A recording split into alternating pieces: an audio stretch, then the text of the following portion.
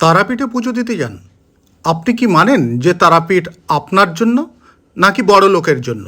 এটাই সব থেকে বড় বিষয়। কারণ এই যে দেখছেন, এই যে কাউন্টারটি রয়েছে, বাঁশ দিয়ে ঘেরা রয়েছে, এই জায়গাটি দিয়ে আপনাকে যদি ঢুকতে হয় তাহলে খুব তাড়াতাড়ি আপনি তারা মায়ের কাছে পৌঁছতে পারবেন, পুজো দিতে পারবেন। সে জায়গায় ভিআইপি এবং ভিভিআইপি 500 টাকা এবং 300 টাকার টিকিট রয়েছে।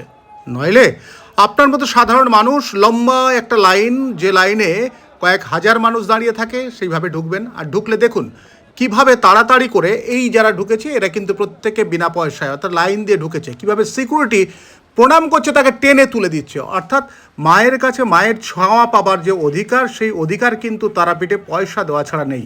এছাড়া যদি আপনারা যান তারাপীঠের শ্মশানে মায়ের চরণে পুজো দিতে, সেখানেও লাগে টাকা, এবং সেই টাকা না দিলে করা হয় তার সঙ্গে, অর্থাৎ যিনি পূজারী রয়েছেন তার সঙ্গে কিন্তু রীতিমতো অভব্য ব্যবহার করা হয়।